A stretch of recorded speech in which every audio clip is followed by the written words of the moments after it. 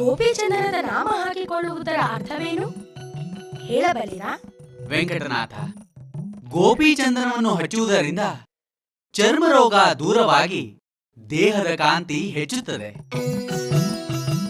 ಪ್ರತಿನಿತ್ಯವೂ ತಪ್ಪದೆ 12 ನಾಮಗಳನ್ನು ಧರಿಸುವುದರಿಂದ ಸಂಧ್ಯಾ ವಂದನೆ, ಪೂಜಾದಿ ಕಾರ್ಯಗಳನ್ನು ಆಚರಿಸುವುದರಿಂದ ಮುಕ್ತಿ ಹಾಗೂ ಶಾಶ್ವತ ಸುಖಕ್ಕೆ ಸಾಧನೆಯಾಗುತ್ತದೆ. ಈ ಪಂಚಮುದ್ರೆಗಳನ್ನು ಧರಿಸಲು ಕಾರಣವೇನು? ಪ್ರತಿಯೊಂದು ಕಾರ್ಯವೂ ಕಾರಣದಿಂದಲೇ ಪ್ರಾರಂಭವಾಗುತ್ತದೆ. ನೀನು ಸಕಾಲದಲ್ಲಿ ಸರಿಯಾದ ಪ್ರಶ್ನೆಯನ್ನೇ ಕೇಳಿರುವೆ.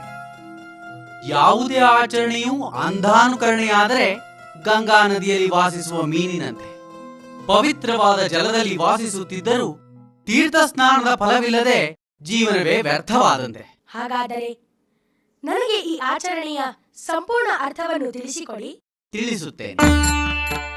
ನಾವು ಈ ಮುದ್ರಾಧಾರಣೆಯ ಲಾಂಛನವನ್ನು ಧರಿಸುವುದು ನಾವು ಆ ವಿಷ್ಣುವಿನ ಪಾರಮ್ಯತೆಯನ್ನು ಒಪ್ಪಿಕೊಂಡಿದ್ದೇವೆಂದು ನಮಗೂ ಸಮಾಜಕ್ಕೂ ತೋರಿಸುವುದಕ್ಕೆ. ಅದೇನು ನಮಗೆ ಬೇರೆ ತೋರಿಸಿಕೊಳ್ಳುವುದು? ಇದರಲ್ಲಿ ಏನು ವಿಶೇಷತೆ? ವೆಂಕಟನಾಥ, ನಮಗೆ ಎಂದರೆ ನಮ್ಮ ಆತ್ಮ ಈ ಲಾಂಛನದೊಂದಿಗೆ ಸದಾ ವಿಷ್ಣು ಧ್ಯಾನದಲ್ಲಿ ಅವನ ನೆನಪಿನಲ್ಲೇ ಇರಲಿ ಎಂದು.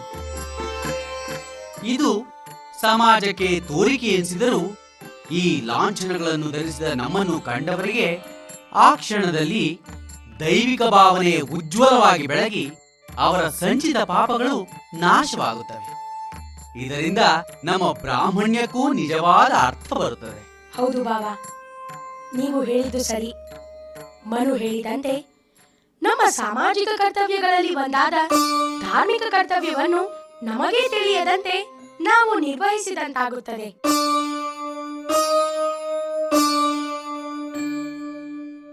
ವೆಂಕಟನಾಥ, ಇದು ಸುದರ್ಶನ ಮುದ್ರೆ. ಸುದರ್ಶನ ಮಹಾಜ್ವಾಲ, ಕೋಟಿ ಸೂರ್ಯ ಸಮಪ್ರಭ, ಅಜ್ಞಾನಂದಸ್ಯ ಮೇ ನಿತ್ಯಂ ವಿಷ್ಣೋರ್ಮಾರ್ಗಂ ಪ್ರದರ್ಶಯ. ಈ ಚಕ್ರ ಮುದ್ರೆ ಧರಿಸುವುದರಿಂದ ಶತ್ರುನಾಶವಾಗಿ ಅಜ್ಞಾನ ನಿವಾರಣೆಯಾಗುತ್ತದೆ.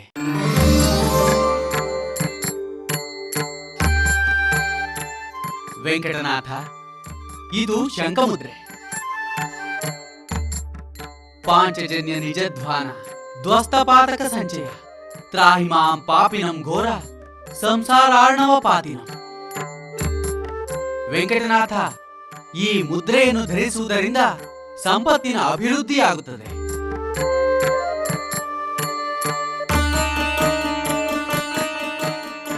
ಇದು ಗದಾಮುದ್ರ. ಬ್ರಹ್ಮಾಂಡ ಭುವನಾಲಯಂ ಮೂಲಸ್ತಂಭೆ ಗದಾಧರಂ ಕೌಮೋದಕಿ ಕರೆಯಸ್ಯ ತಂ ನಮಾಮಿ ಗದಾಧರಂ. ಈ ಗದಾಮುದ್ರೆಯನ್ನು ಧರಿಸುವುದರಿಂದ ಮಾಡಿದ ಪಾಪಗಳು ನಾಶವಾಗುತ್ತವೆ. ವೆಂಕಟನಾಥ, ಇದು ಪದ್ಮಮುದ್ರೆ. ಇದನ್ನು ಹೃತ್ಪದ್ಮ ಎಂದು ಕರೆಯುತ್ತಾರೆ. ನಮ್ಮ ಹೃದಯದಲ್ಲಿ ಅಷ್ಟದಳ ಪದ್ಮವಿದೆ. ಆ ಅಷ್ಟದಳ ಪದ್ಮದಲ್ಲಿ ಭಗವಂತನ ಸಾನ್ನಿಧ್ಯವನ್ನು ಹೆಚ್ಚಿಸಲು ಆ ಅಷ್ಟದಳ ಪದ್ಮವನ್ನು ಅರಳಿಸಬೇಕು. ಅದಕ್ಕಾಗಿ ಈ ಪದ್ಮ ಮುದ್ರೆಯನ್ನು ಧರಿಸಲಾಗುತ್ತದೆ. ಸಂಸಾರ ಭಯಭೀತಾನಾಂ ಯೋಗೀನಾಂ ಅಭಯಪ್ರದಃ ಪದ್ಮಹಸ್ತೇನ ಯೋ ದೇವೋ ಯೋಗೀಶಂತು ನಮಾಮ್ಯಹಂ. ಈ ಪದ್ಮ ಮುದ್ರೆಯನ್ನು ಹೃತ್ಪದ್ಮ ಎಂದು ಕರೆಯುತ್ತಾರೆ. ಅದಕ್ಕಾಗಿ ಈ ಪದ್ಮ ಮುದ್ರೆಯನ್ನು ಧರಿಸಬೇಕು.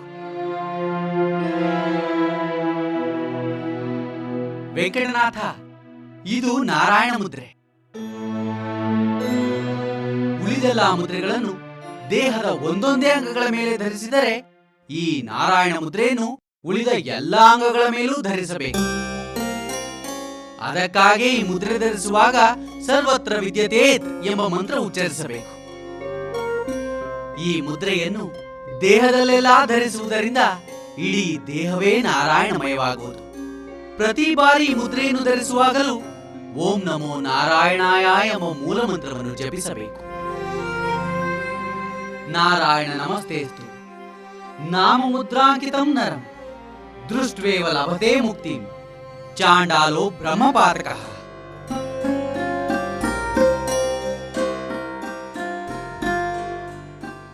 ವೆಂಕಟನಾಥ, ತಿಳಿಯಿತೆ? ಹಾಗಾದರೆ ನಾವು ಈ ಮುದ್ರಾಧಾರಣೆಯಿಂದ ದೈವ ಸಾನ್ನಿಧ್ಯವನ್ನು ಹೊಂದಿ ಸಮಾಜಕ್ಕೆ ಆದರ್ಶವಾಗಿ ದಾರಿದೀಪವಾಗುತ್ತೇವಲ್ಲವೇ? ಸರಿಯಾಗಿ ಹೇಳಿದೆಯಪ್ಪ. ನಮ್ಮ ಎಲ್ಲ ಶಾಸ್ತ್ರ ಸಂಪ್ರದಾಯ ಆಚರಣೆಗಳಿಗೂ ತನ್ನದೇ ಆದಂತಹ ಸ್ಪಷ್ಟ ಕಾರಣ ಉದ್ದೇಶಗಳಿವೆ. ಅದನ್ನು ಅರಿಯದವರು ಇದನ್ನು ಅಂಧಾನುಕರಣೆ ಎನ್ನುತ್ತಾರೆ. ಅರಿತು ನಡೆಯುವವರು ಸದ್ಗತಿ ಹೊಂದುತ್ತಾರೆ.